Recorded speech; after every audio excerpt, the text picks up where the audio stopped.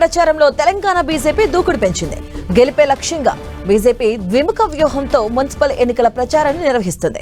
Door to door ప్రచారంతో పాటుగా కాంగ్రెస్ ప్రజా వ్యతిరేక విధానాలపై ఛార్జ్ షీట్ విడుదల చేసింది బీజేపీ.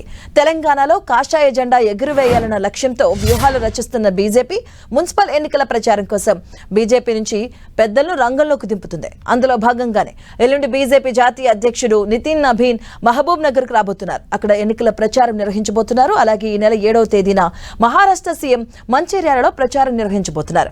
అలాగే 8వ తేదీన కేంద్ర హోంమంత్రి అమిత్ షాతో ప్రచారం నిర్వహించబోతున్నారు. ఇప్పటికే ప్రచార రథాలతో కాంగ్రెస్ బీఆర్ఎస్ చేస్తే తప్పుడు ప్రచారాలను ప్రజల్లోకి తీసుకెళ్తుంది బీజేపీ.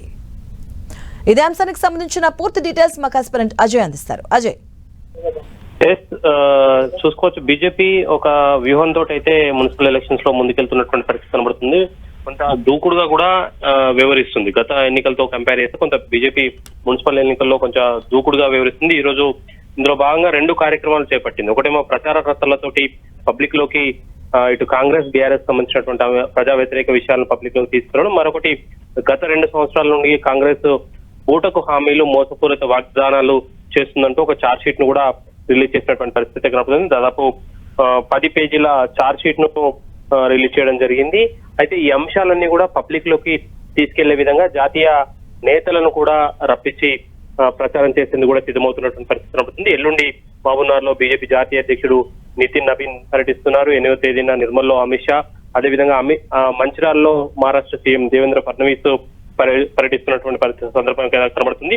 అయితే ప్రధానంగా ఈ ఏదైతే ఈ రోజు రిలీజ్ చేసినటువంటి ఛార్జ్ షీట్ లో ఉద్యోగులను మోసం చేసింది, అన్నదాతలను అరిగోసలు పెడుతుంది, ఆగమైన విద్యారంగం, వైద్య రంగం అగమ్యగోచరంగా మారింది, మహిళలకు మహా మోసం చేశారు, అదేవిధంగా కార్మికుల పైన కక్ష సాధింపు చేస్తున్నారు, యువత ఆశలు అన్ని కూడా ఆవిరయ్యాయి, బీసీల నోట్ల మట్టి కొట్టారు రిజర్వేషన్లు ఇవ్వకుండా, అదేవిధంగా పారిశ్రామిక అభివృద్ధిపై కూడా నిర్లక్ష్యం వహిస్తున్నారు, సింగరేణిపై సిగపాట్లు పడుతున్నారంటూ కూడా ఇట్లా వివిధ రకాల అంశాలతోటి ఏదైతే కాంగ్రెస్ ఎన్నికల్లో ఇచ్చినటువంటి హామీలు ఏవైతే ఉన్నాయో వాటినన్నింటినీ కూడా అమలు చేయడంలో మోసం చేసిందనే విధంగానైతే వీరు ఆరోపణలు చేస్తున్నటువంటి పరిస్థితి కనబడుతుంది. ఇవన్నీ కూడా తొలగిపోవాలంటే save Telangana, vote for BJP అనే స్లోగన్ కూడా వీరు తీసుకోవడం జరిగింది.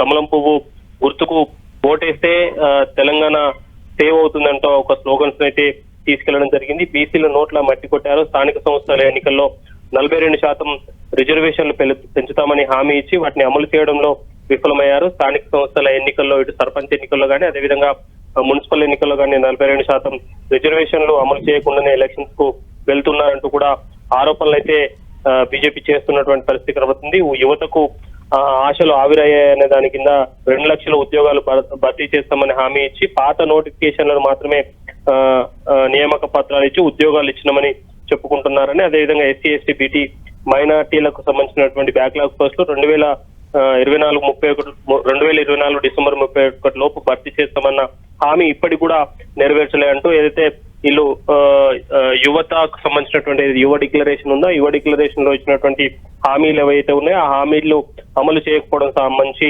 అనేక అంశాలను అయితే పొందుపరచడం జరిగింది. అంబేద్కర్ అభయాస్తం కింద ఎస్సీ ఎస్టీలకు 12 లక్షల ఆర్థిక సాయం ఇస్తామని వాటిని నెరవేర్చకపోవడం, ఇట్లా అనేక అంశాలను కూడా పొందుపరిచినటువంటి పరిస్థితి కనబడుతుంది. అదేవిధంగా పేదలకు భస్మాసుర హస్తం కింద అంశాలను చూసుకున్నట్లయితే ఏదైతే దివ్యాంగులకు నెలసరిగా 6,000 రూపాయలు పెంచుతామని, అదేవిధంగా పెన్షన్లను పెంచుతామన్నటువంటి అంశాలు అయితే ఇట్లా డబుల్ బెడ్రూమ్లకు ఇస్తామని ఇవ్వకపోవడం అయితే ఇట్లా అనేకమైనటువంటి అంశాలను కూడా వారు ప్రస్తావిస్తున్నటువంటి పరిస్థితి కనబడుతుంది. వీటన్నిటితో కూడినటువంటి ఒక ఛార్జ్ షీట్ ను రిలీజ్ చేసి వాటి పబ్లిక్ లోకి తీసుకెళ్లేందుకు జాతీయ నేతల పర్యటన కూడా పెట్టుకుంటున్నారు. Right, thank you Ajay.